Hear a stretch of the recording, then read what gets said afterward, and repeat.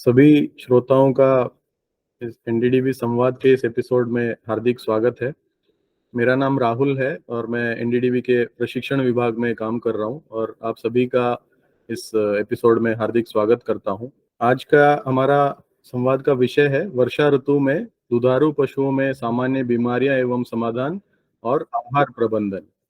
इस विषय पर हमारे साथ बात करने के लिए हमारे पशु स्वास्थ्य विभाग से डॉक्टर उमेश त्रिपाठी मौजूद है। मैं सर का हार्दिक स्वागत करता हूं इस सत्र में। बहुत बहुत धन्यवाद राहुल जी।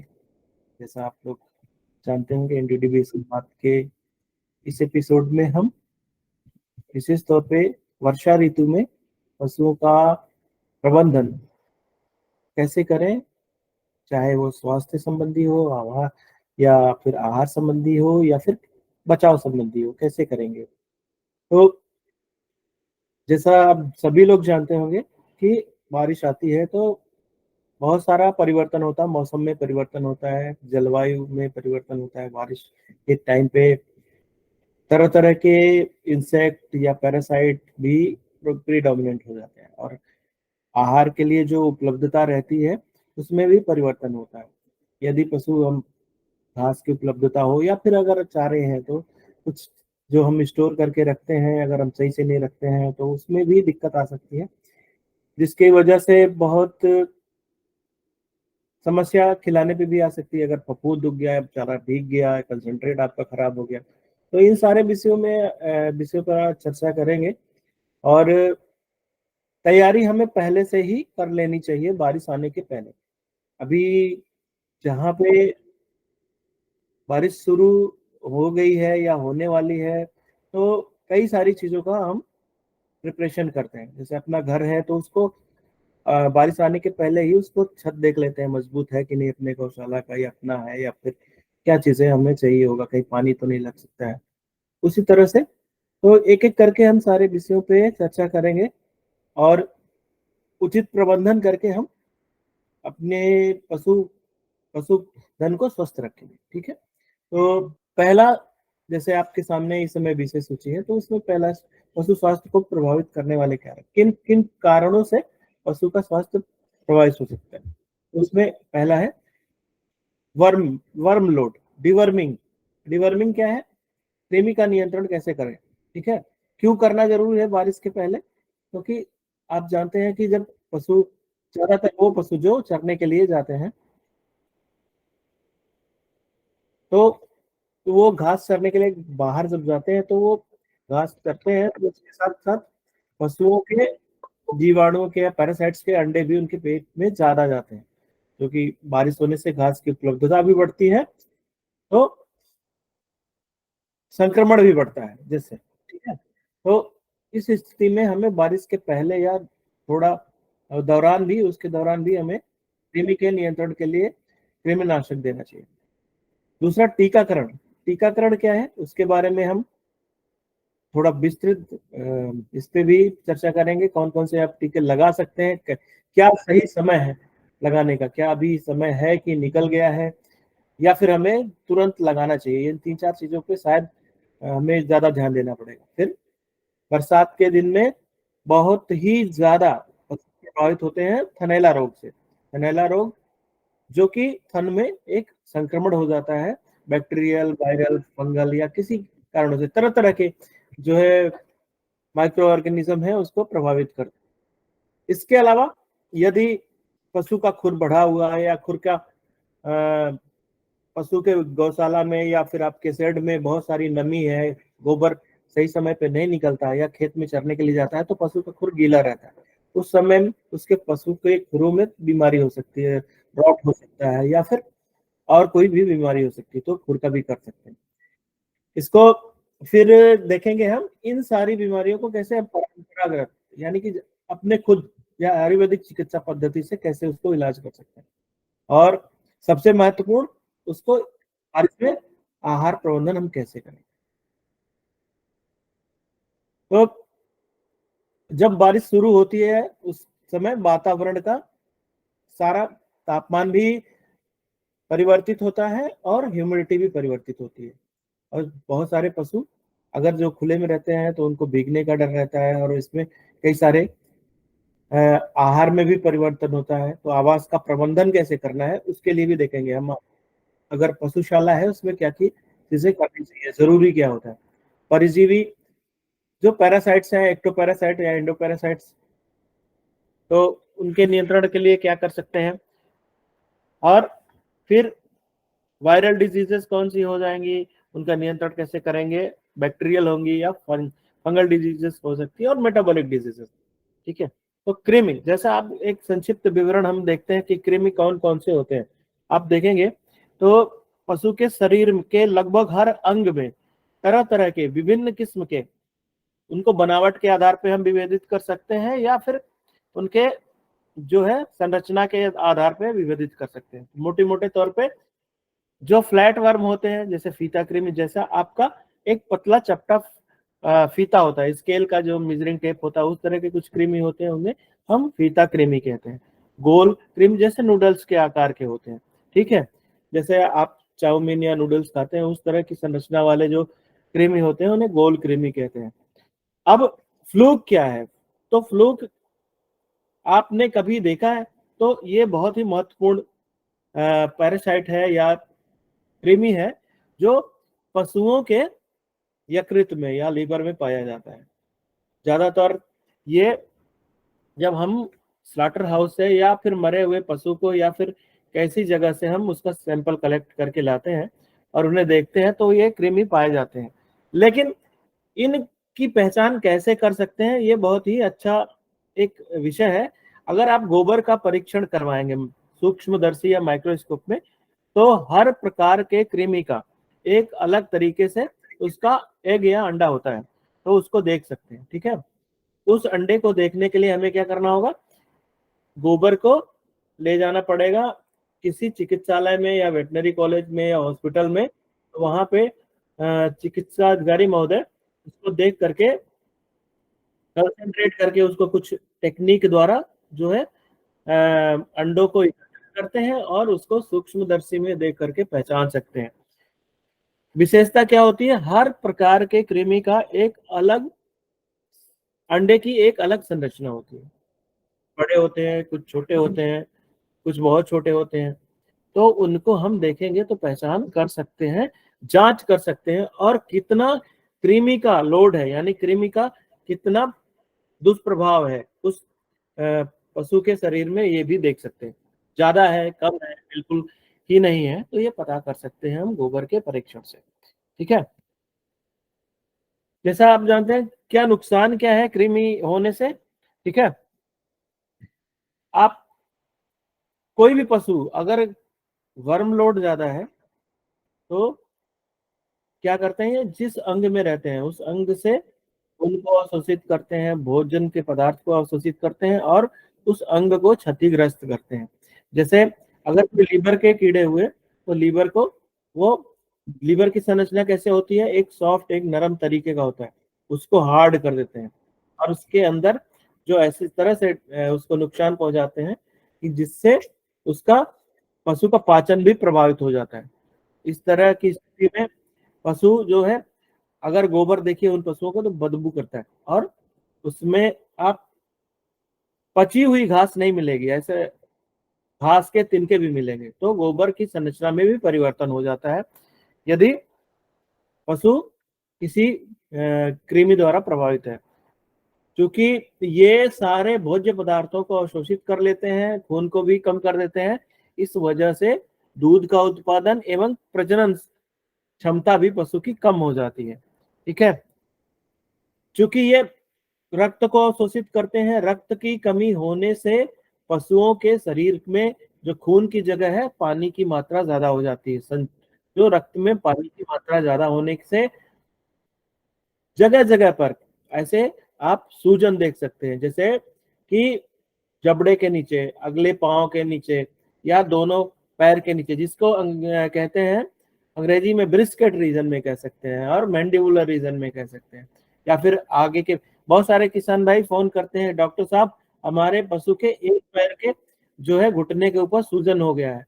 तो उसका मुख्य कारण उनमें से एक ये भी हो सकता है कि पशु में बहुत सारा जो है कृमि का उस पे प्रभाव हो। बहुत सारे कृमि होंगे उसके विभिन्न अंगों में, लिवर में हो गए, हाथ में हो गए, र्यूमेन में हो गए, इवन अगर आंखों में भी देखिए तो वहां पे भी कृमि का प्रभाव हो जाता है। बहुत सारे पतले पतले कृमि आंखों में भी पाए जा सकते हैं, तो कहीं भी पाए जा सकते हैं। इसके अलावा कृमि के जो अंडे दूसरे किसी जीव के अंडे जब दूसरे पशुओं में जाते हैं तो वो सिस्ट बना लेते हैं।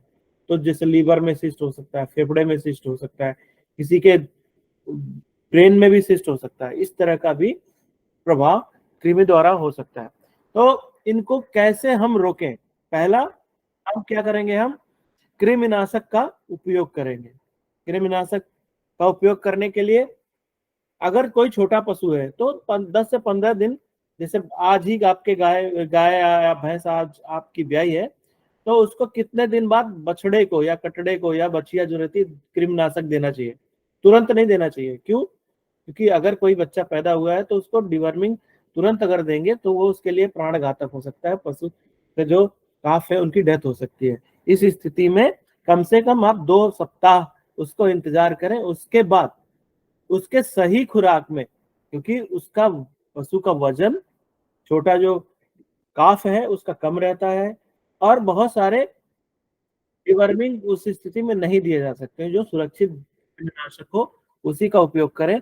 पहली बार लगभग 2 हफ्ते बाद या 15 दिन के बाद ही पहला खुराक किसी नवजात बछड़े या बच्चे को देना चाहिए। अब इसमें अगर कोई बड़ा पशु है तो उसका कृमिनाशक का उपयोग कब करना चाहिए?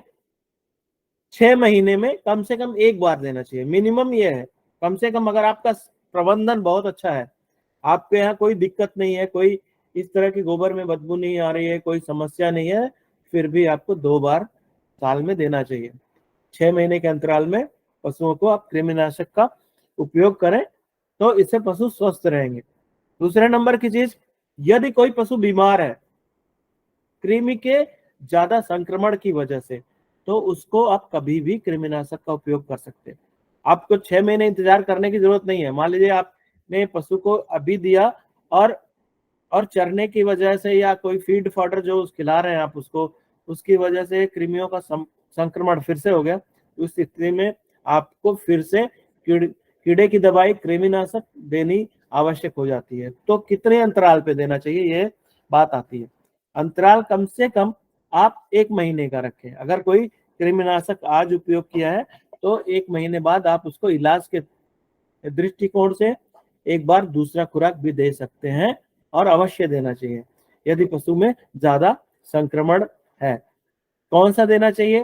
तो ज्यादातर कोशिश ये करना चाहिए जो एक बार आपने इस्तेमाल किया कृमिनाशक, उसको अगली बार बदल दें, दूसरा दें, या फिर ईवीएम का उपयोग करें। कारण क्या है कि जो भी कृमि रहते हैं पशु के शरीर में, उनके अंदर रेसिस्टेंस यानी कि उस दबाव और उस दवा से अपने आप को बचाने की क्षमता हो जाती है। उसको रेसिस्टेंट कहते हैं, कि दूसरी बार वो दवाई असर नहीं करेगी या कम असर करेगी।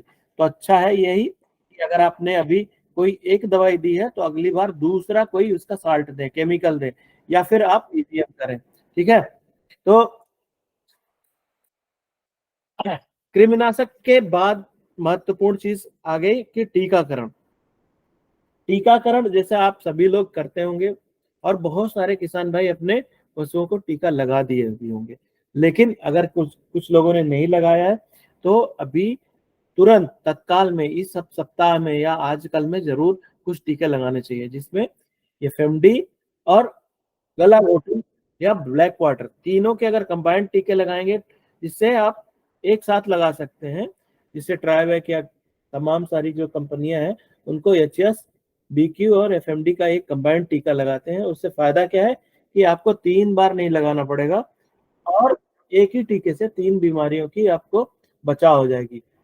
बरसात के सीजन में गला घोटू रोग है, भैंसों में बहुत ज्यादा पाया जाता है।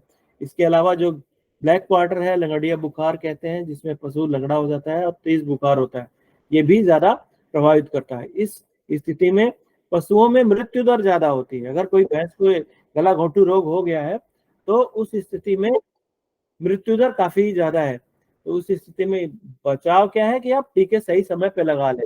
अभी सही समय है जिन पशुपालक भाइयों ने अपने पशुओं को टीके नहीं लगवाए हैं तो टीके तुरंत लगा लें। ठीक है, हमने 3 बीमारियों को एक साथ बताए हैं, आप 3 के एक साथ भी लगा सकते हैं या 2 के एक साथ कंबाइन वाले टीके लगा सकते हैं या फिर अलग अलग भी लगा सकते हैं।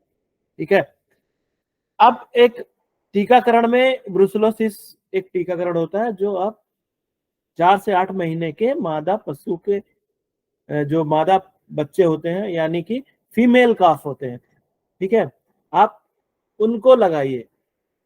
ब्रुसेलोसिस एक बीमारी है जिसमें जो पशु इस बीमारी से संक्रमित होता है, उस बीमारी से संक्रमित होने के बाद लगभग 7-8 महीने पे पशुओं का गर्भपात हो जाता है। गर्भपात होने से प्रेगनेंसी जो रहती है वो वहीं खत्म हो जाती है और पशु फिर दूध में नहीं आता है।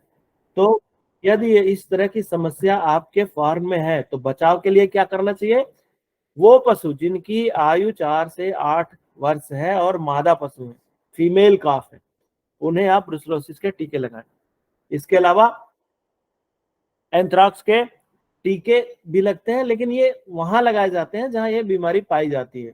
तो ज्यादातर आपको देखना पड़ेगा कि आपके यहाँ एंथ्राक्स होती है कि नहीं होती है, तो उस हिसाब से आप इसको लगा सकते हैं।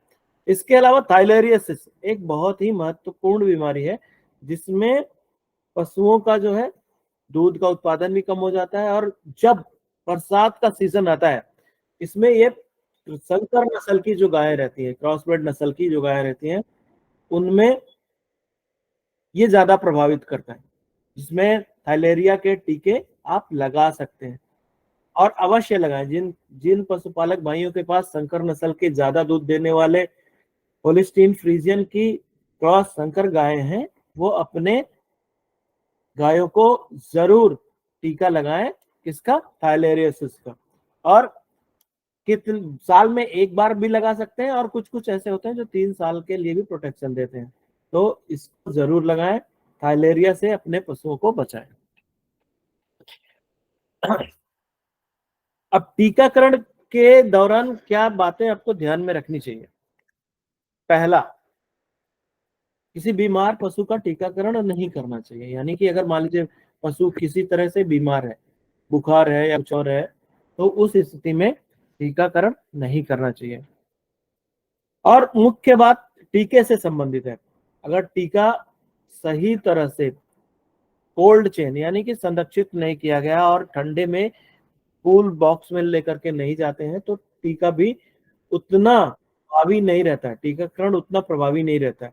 इस नाते जब ये टीका बनता है तब से लेकर के पशुओं में लगाने तक पूरा आपको इसको ठंडा ही रखना है। जो इसका तापमान 8 डिग्री है तो 8 डिग्री पे रखना है। कुछ वैक्सीन जो लिक्विड नाइट्रोजन में रखी जाती है उनको लिक्विड नाइट्रोजन में रखना है। तो हर टीके को अलग तरीके से संरक्षित करने के लिए उस एक तापमान निर्धारित है, उस तरह से आपको रखना चाहिए। ठीक है, एक महत्वपूर्ण बात है, अगर आप कृमिनाशक का उपयोग करते हैं तो कृमिनाशक का उपयोग टीकाकरण के कम से कम 3 सप्ताह पहले जरूर करें। जैसे आपने आज कृमिनाशक दवा खिलाई और आपने सोचा कल हम इसको वैक्सीन कर दें, तो ऐसा नहीं करना चाहिए। क्यों? क्योंकि जो दवाई हम देते हैं उससे पशुओं की जो है स्वास्थ्य पे थोड़ा अस्थायी रूप से डिवर्मिंग करने से एक तनाव होता है, जिसकी वजह से अगर आप वैक्सीन करेंगे तो पशु और ज्यादा तनाव में आ सकता है, यानी कि थोड़ी उसको ज्यादा दिक्कत हो सकती है। इस स्थिति में यही दिशा निर्देश दिया जाता है कि कम से कम 2 से 3 सप्ताह पहले पशुओं को कृमिनाशक दवा खिलाना चाहिए, फिर आपको वैक्सीन करना चाहिए। अब टारगेट बीमारी जैसे एक ये लिखा हुआ है, एक माह पूर्व करना चाहिए।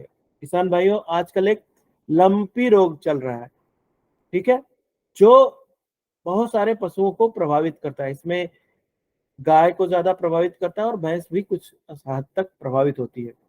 ये नई बीमारी है, अगर आप इसका टीकाकरण करते हैं तो आपको देखना पड़ेगा। कुछ क्षेत्रों में ये बीमारी अप्रैल में आती है, कहीं सितंबर में आती है और कभी थोड़ा और विलंब से आती है। तो आपको देखना पड़ेगा कि ये बीमारी आपके यहाँ पिछली बार कब आई थी और इसका संभावित आने का टाइम क्या है। उस बीमारी को बचाने के लिए आपके फार्म में न फैले, इसके लिए कम से कम 1 माह पूर्व टीकाकरण करना चाहिए। जैसे बहुत सारे किसान भाई जानते होंगे, लेकिन टीकाकरण 1 माह पूर्व क्यों करना चाहिए?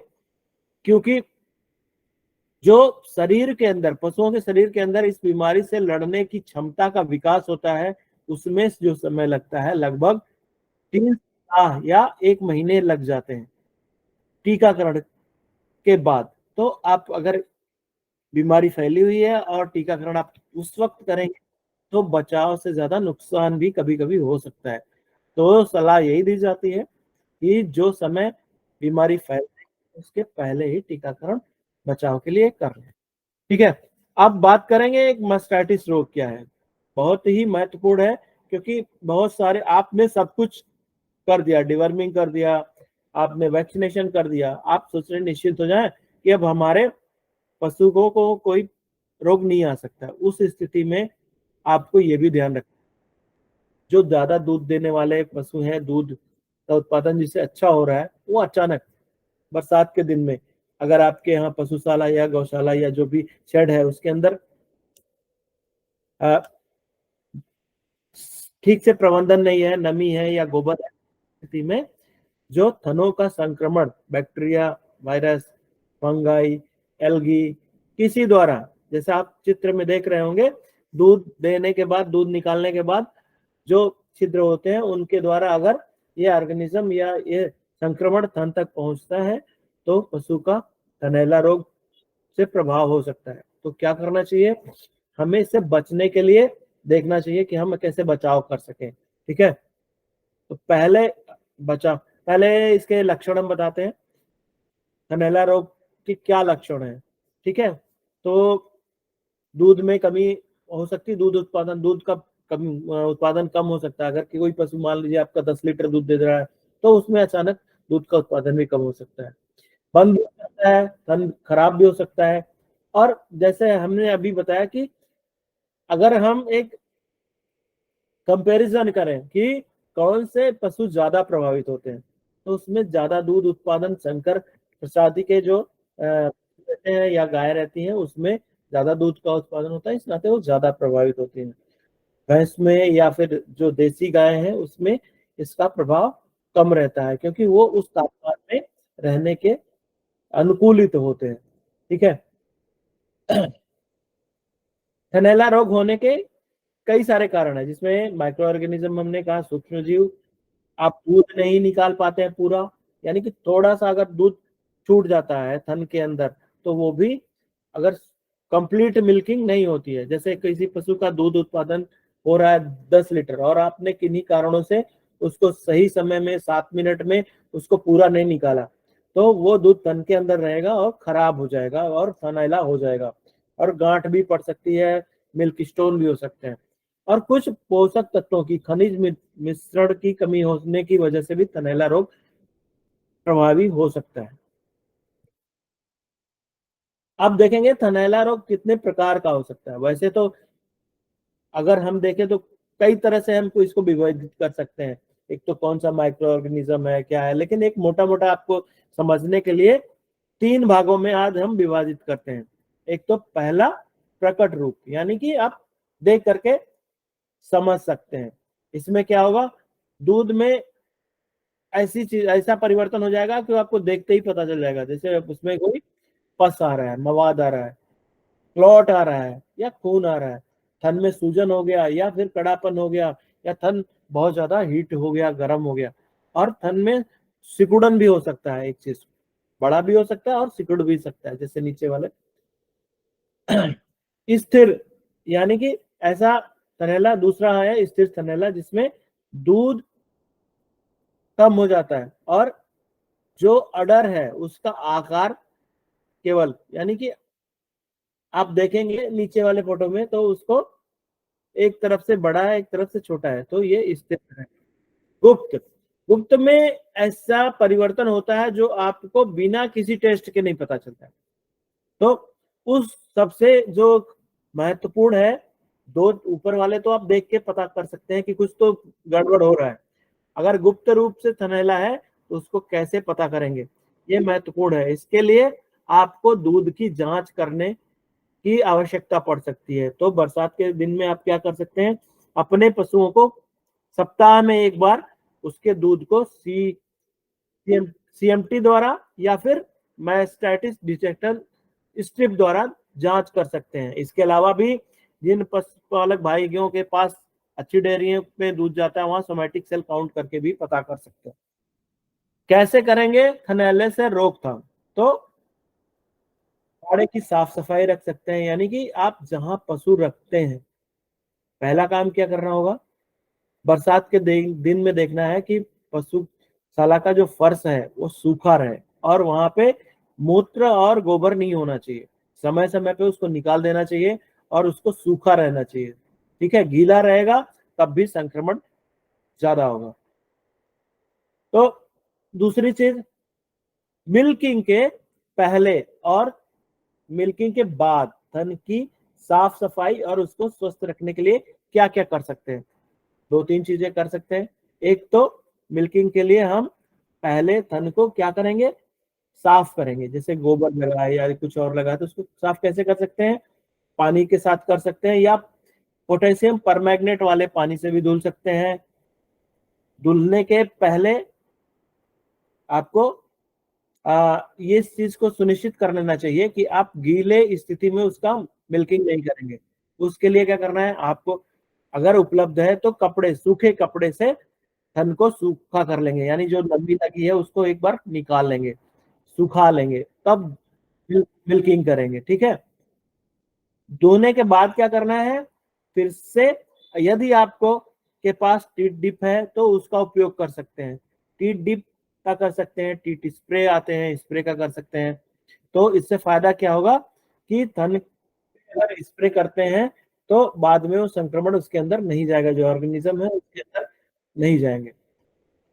7 मिनट में दोहन पूरा कर लें, ये बहुत महत्वपूर्ण है। जब आप किसी भी पशु को धोने के लिए जाते हैं तो पहले उसको पहनाते हैं, यानी कि उसमें ऐसा करते हैं या तो जो उसका कटड़ा है, कटिया है, या बच्चे को ले जा करके पहनाते हैं जिस, और उसके बाद जब दूध उतरना शुरू हो जाता है तो उस क्रिया को 7 मिनट के अंदर पूरा कर लेना चाहिए। यदि ज्यादा समय लग रहा है तो दूध का कंप्लीट दोहन नहीं होगा, पूरा दोहन नहीं होगा, कंप्लीट मिल्किंग नहीं होगी। इस स्थिति में दूध थन के अंदर रहेगा और फट जाएगा, खराब हो जाएगा, थनैला हो जाएगा। ठीक है, चौथी महत्वपूर्ण बात, यदि किसी पशु का हमने दूध निकाला तो बहुत सारे क्या करते हैं किसान भाई, उसको छोड़ देते हैं, देखते नहीं कि क्या हो रहा है। धोने के बाद बहुत बहुत सारे पशु बैठ जाते हैं। बैठने से क्या नुकसान है, क्योंकि दूसरे वक्त जो छिद्र खुले होते हैं जिनके द्वारा दूध बाहर निकलता है थन के, वो छिद्र खुले होते हैं और वो कितनी देर में बंद होते हैं, लगभग पौने घंटे यानी 45 मिनट तक वो खुले रह सकते हैं। इस स्थिति में अगर पशु बैठ जाता है तो ज्यादा संक्रमण का चांस रहता है। इसको पशुओं को बैठने नहीं देना चाहिए। क्या करना चाहिए, पशुओं को चारा डाल दें या कुछ और करें जिससे वो खड़ा रहे। इस स्थिति में ऐसा रहेगा कि पशु बैठेगा नहीं। ठीक है, अब पांचवी बात, इसमें दोहन के बाद कीटाणुनाशक दवाई का स्प्रे, जैसे हमने कहा कि डिप का कर सकते हैं या फिर अब इसके लिए एंटीबैक्टीरियल कोई भी चीजें यूज कर सकते हैं, जैसे पोटेशियम परमैंगनेट हो गया या फिर कुछ और चीजें जो कि थन के लिए सुरक्षित है। यदि किसी पशु को थनैला रोग हो गया है उस स्थिति में क्या करेंगे, उस पशु को हमें अलग रखना चाहिए। अलग रखने का मतलब, सब जो पशु में, अगर आप पशुशाला में 10-20 पशु हैं या 2-4 पशु हैं जो भी हैं, तो जो संक्रमित पशु है उसको अलग करें और उसका दोहन लास्ट में करें, सबसे आखिर में करें। ठीक है, सबसे थनैला वाला जो पशु है उसका जो है दोहन लास्ट में करें, और उसमें भी जिस जो थनैले से प्रभावित है चारों में से, उसका दोहन लास्ट में करें। ठीक है, समय समय पर थनैले की जांच करने के लिए क्या कर सकते हैं, आप स्वयं भी कर सकते हैं। ठीक है, कैलिफोर्निया सीएमटी द्वारा या फिर मास्टाइटिस डिटेक्शन स्ट्रिप द्वारा आप समय समय पर, या फिर यदि आपके पास सोमैटिक सेल काउंटर है तो सोमैटिक सेल काउंटर से भी आप दूध की जांच करके पता कर सकते हैं कि आप के पशुओं में थनैले रोग का जो गुप्त रूप वाला थनैला है उसका कहीं प्रभाव तो नहीं है। इसके अलावा मिनरल मिक्सचर देने से फायदा ये रहेगा कि आपके पशुओं के अंदर जो है थनैले से लड़ने की क्षमता बढ़ेगी और थनैला का प्रभाव कम होगा। थोड़ी बात करेंगे हम खुर के प्रबंधन के बारे में। बहुत सारे पशु, जैसे हम जानते हैं कि हम ज्यादा ध्यान नहीं देते पशुओं के खुर के बारे में, और उसकी वजह से क्या नुकसान होता है कि पशु चारा ठीक से नहीं खाता है, उससे दूध भी कम देता है, और अगर संक्रमण हो गया तो पस बन गया तो सारे शरीर में संक्रमण फैल सकता है और थनैला भी हो सकता है, ठीक है, और एंडोमेट्राइटिस भी हो सकता है। तो इस समय सबसे महत्वपूर्ण बात यह है कि आप अपने पशुओं को के खुर को देखें। यदि उसमें कोई ज्यादा खुर बढ़ गया है, खुर का विकास ज्यादा हो गया है और उसका संरचना परिवर्तित हो गया, जो कि चलने में दिक्कत हो रहा है, तो इस स्थिति में जो बढ़े हुए भाग को हूफ ट्रिमिंग द्वारा सही किया जा सकता है। इसके अलावा यदि पशु कोई लगातार ऐसी जगह पे, ऐसी पशुशाला में है जहां पे उसका खुर कीचड़ में डूबा हुआ या गोबर में डूबा हुआ, तो वहां पे फंगस का, फुट रॉट का इन्फेक्शन हो सकता है। इस स्थिति में आप फुट डिप का इस्तेमाल कर सकते हैं, या पशु को ऐसे जगह से लेके जाइए, जैसे आपकी पशुशाला के जो एंट्रेंस है, जहाँ पे द्वार है, वहां पे एक जगह बनाइए और वहां पे कॉपर सल्फेट का, या जिसे आम भाषा में तूतिया कहते हैं, उसका एक 5% का घोल बनाइए और ऐसा रखिए कि पशु आते जाते वक्त उसमें उसका पैर डूब जाए। ये भी बहुत ही प्रभावी है, क्योंकि बहुत सारे पशुओं को आप बार बार पैर में लगाना भी संभव नहीं होता है। तो अगर उस रास्ते से ले जा रहे हैं, जिसे फुट डिप कहते हैं, तो ज्यादा प्रभावी रहेगा, और इस तरह से आप जो फंगल इन्फेक्शन है, जो फुट रॉट है, उसका नियंत्रण कर सकते हैं।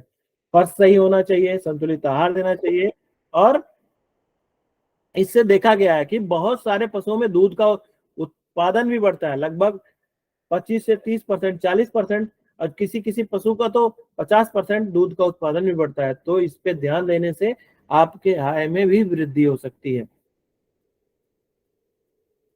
अब हम बात करेंगे इथनो वेटनरी ट्रीटमेंट या परंपरागत उपचार की विधियां, ठीक है। इसमें बहुत सारी बीमारियां हैं और जिसका उपचार आप ईवीएम द्वारा, इथनो वेटनरी द्वारा कर सकते हैं, और बहुत ही अच्छा प्रभावी है। जैसे पहला थनैला है, फिर टिक कंट्रोल है, ब्लॉट है, इंडाइजेशन है, एफएमडी इत्यादि है। इन सारी बीमारियों को ईवीएम द्वारा इलाज करने के लिए आप सभी किसान भाई जानते होंगे कि हमारा एक एप्लीकेशन है ई गोपाला, और बार बार जब कभी भी हम ट्रेनिंग होता है उसमें बताते हैं कि आप प्ले स्टोर से ई गोपाला डाउनलोड करें और उसको इंस्टॉल करें अपने मोबाइल में। तो उससे फायदा क्या मिलेगा कि आपको पूरी विधि देखने को मिलेगी। मान लीजिए अभी हमने बताया तो आपको याद रहा कि नहीं रहा, सही से लगाया कि नहीं लगाया, तो दिक्कत हो सकती है। अगर आप सही मात्रा में वो भी दवाई नहीं बना रहे हैं, कुछ कम ज्यादा हो रहा है, तो उसका प्रभाव भी अच्छा नहीं पड़ता है, बीमारी ठीक नहीं होती है। तो उस स्थिति में आपको क्या करना चाहिए, ई गोपाला एप्लीकेशन डाउनलोड करके रखना चाहिए, और जो भी बीमारी आपको लगे संभावित है उसको देख करके डिफरेंट सेक्शन में फिर उसका इलाज करें, ठीक है। तो पहला करेंगे हम थनैला रोग का इलाज ईवीएम द्वारा। थनैला यानी मस्टाइटिस। थनैला रोग के लिए तेल आधारित अनुप्रयोग। थनैला रोग की एक दिन की दवा के लिए धृत कुमारी यानी ग्वार पाठा की साबुत पत्ती 250 ग्राम, हल्दी पाउडर 50 ग्राम, चूना 15 ग्राम, नींबू 6 नंग एवं सरसों या तिल का तेल 600 मिलीलीटर चाहिए। इस दवा को तैयार करने के लिए धृत कुमारी की पत्तियों से कांटे हटाने के बाद इनको छोटे छोटे टुकड़ों में काट ले। हल्दी पाउडर एवं चूने के साथ इसे अच्छे से पीसकर लाल रंग का पेस्ट बना लें। इस दवा को लगाने के लिए पशु के असरग्रस्त एवं स्वस्थ थनों को पूरी तरह से धोकर साफ धोकर सुखा लें। एक मुट्ठी पेस्ट में 200 मिलीलीटर सरसों या तिल का तेल मिलाकर इसे पतला कर लें। तेल में घोले गए इस पेस्ट को दिन में 3 बार 5 दिनों के लिए पशु के पूरे थन पर दबाव के साथ गोल गोल घुमाते हुए लगाएं। एवं ध्यान रखें कि हर बार प्रयोग की समान विधि का पालन करें। साथ ही एक बार में 2 हिस्सों में कटे हुए 2 नींबू दिन में 3 बार 3 दिनों के लिए खिलाएं। अब देखिए, इस समय एक्टोपैरासाइट या चिचड़ी की समस्या को आप अपने आसपास जो भी सामग्री होती है उसके द्वारा वेटनरी ट्रीटमेंट करके आप इलाज कर सकते हैं और बहुत ही प्रभावी है। आप फिल्म देखिए और इसका उपयोग जरूर कीजिए। चिंचड़ी बाह्य परजीवी यानी टिक्स एंड एक्टोपैरासाइट्स पशु के शरीर पर चिंचड़ी यानी बाह्य परजीवी की समस्या के उपचार के लिए लहसुन की 10 कलियां, नीम के पत्ते 1 मुट्ठी, निमोली 1 मुट्ठी, वच के कंद 10 ग्राम, हल्दी पाउडर 20 ग्राम, चतुरंगी यानी लैंटाना के पत्ते 1 मुट्ठी एवं तुलसी के पत्ते 1 मुट्ठी ले। प्रयोग की विधि के लिए इस सभी सामग्री को पीस लें। अब इस मिश्रण में 1 लीटर साफ पानी मिलाएं।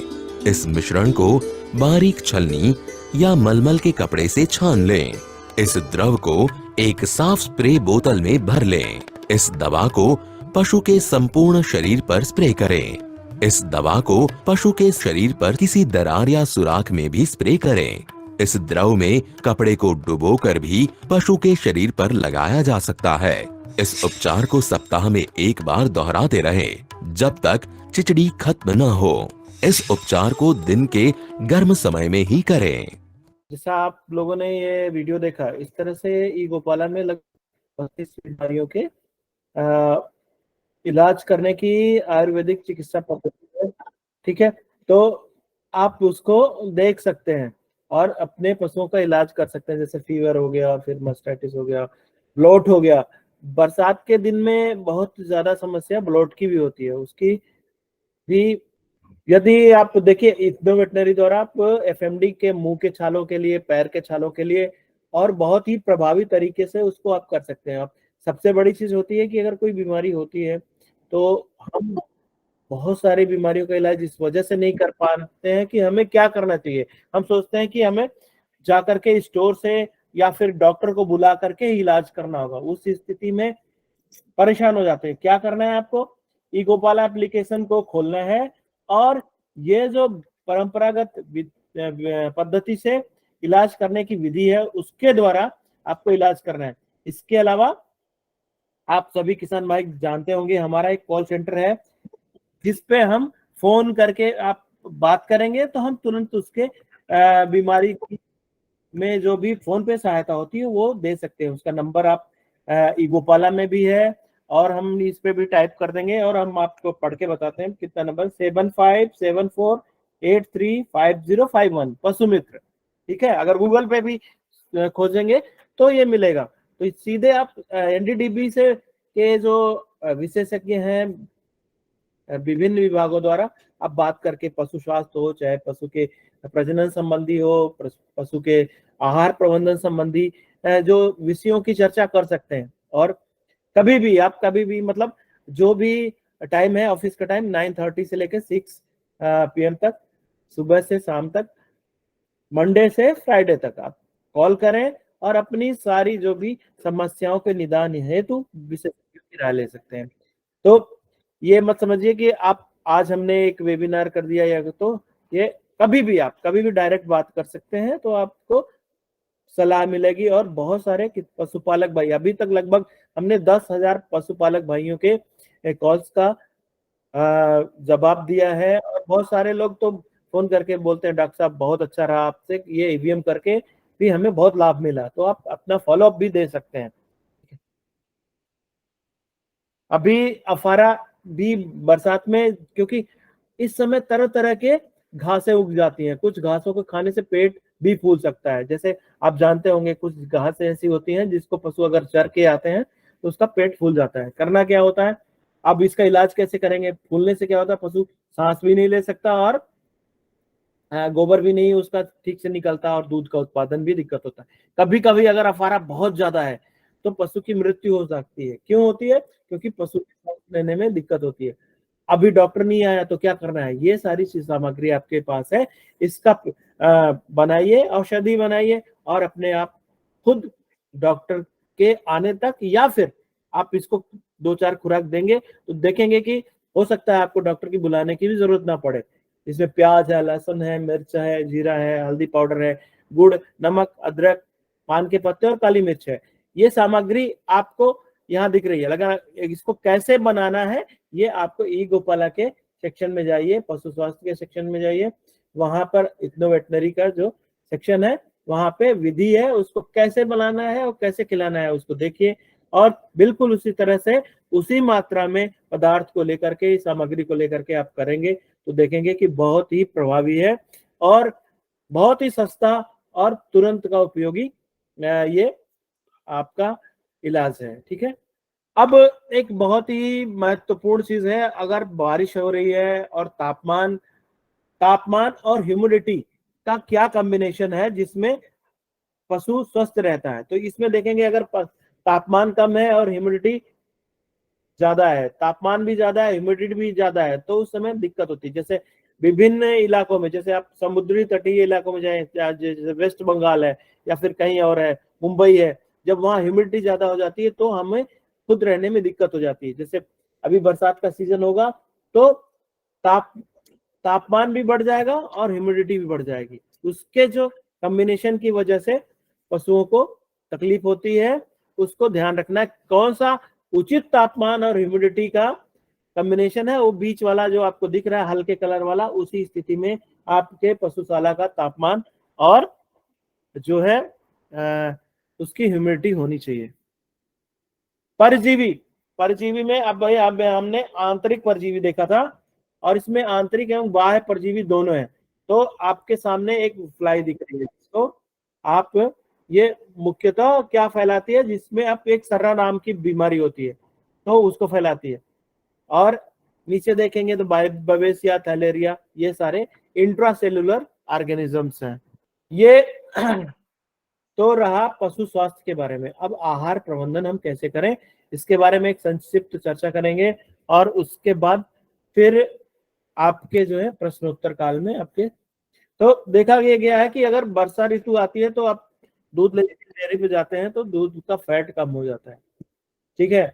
और सबसे महत्वपूर्ण बात यह है कि बहुत सारे जगहों पे हम ज्वार को एक पशु आहार के तौर पे इस्तेमाल करते हैं। उस स्थिति में यदि उसका सही समय पे उसको हम कटिंग नहीं करते हैं, ज्यादा छोटे प्लांट को खिलाते हैं, तो उसमें एक जहरीला पदार्थ होता है जिसे आप साइनाइड कहते हैं, HCN या साइनाइड। जैसे आप जानते होंगे कि सल्फास, एक जो गेहूं को प्रिजर्व करने की दवाई होती है, उसमें भी साइनाइड नाम का केमिकल निकलता है, तो वो बहुत ही ज्यादा जहरीला होता है। पशु अगर छोटा चारा ये ज्वार का खा गया, 1 फीट के नीचे अगर आपने कटिंग कर दी तो पशुओं में मृत्यु होने की संभावना बढ़ जाती है। तो क्या करना है, सही समय पे उसको काटना है। अगर पॉइजनिंग होती है तो आप कॉल सेंटर पे फोन करके पता कर सकते हैं। अभी बहुत ही जल्दी एक कॉल हमें यूपी से आई थी, तो उसमें क्या बोला कि हमारा डॉक्टर साहब, हमारे बछड़े ने या बछिया थी शायद, उसने 1 किलो यूरिया खा लिया। तो अभी यूरिया खा लिया तो उसको पता है कि हाँ ये कुछ तो गड़बड़ हो सकता है, लेकिन इसकी दवा भी आपके पास रहती है, घर में रहती है। जैसे आप चाउमीन या कुछ बनाते हैं या सिरका रखते हैं तो उसका एंटीडोट है, यानी कि उसको विष को कम करने के लिए प्रभावी होता है। हमने बताया कि इस मात्रा में आप उसको सिरका पिलाइए, एसिटिक एसिड पिलाइए या फिर विनीगर पिलाइए, तो उससे नियंत्रण हुआ और वो पशुपालक बहुत ही खुश रहा कि उसके पशु की जान बच गई। तो आप कॉल कर सकते हैं ऐसी इमरजेंसी सिचुएशन में भी।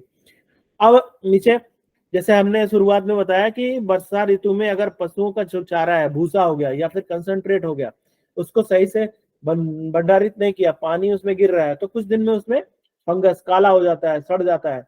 अगर उसको खिलाते हैं तो माइकोटॉक्सिन हो सकता है और उसकी वजह से लीवर में प्रॉब्लम हो सकती है और वो टॉक्सिन दूध में भी आ सकता है। उस स्थिति से बचने के लिए आपको सही भंडारण करना चाहिए। पशु को खाद्य पदार्थ कितना खिलाना चाहिए, किस मात्रा में खिलाना चाहिए, अधिक चारे को कैसे संरक्षित करना चाहिए, ठीक है, इसके बारे में थोड़ी चर्चा करेंगे। तो अभी इस चार्ट में आप देखिए तो बहुत सारी चीजें हैं। ठीक है, अगर दाना देना है, कैसे देना है, खल देना है, या चोकर देना है, खनिज लवण देना है, तो कैसे उसको बनाना है, कंसंट्रेट बनाने के लिए है। तो ये कंसंट्रेट आप किस मात्रा में कर सकते हैं, तो उसका एक चार्ट है कि इस तरह से ही मिलाइए और बनाइए।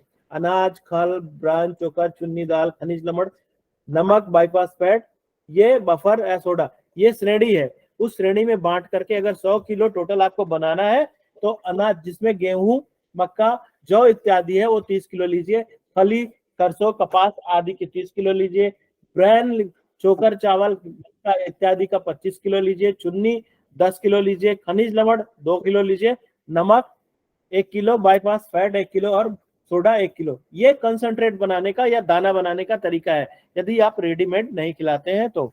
और ये एक इस पे कॉस्ट का किया गया है, तो वर्कआउट इसको आप देख लीजिए, ज्यादा इसमें अभी चर्चा का विषय तो नहीं है।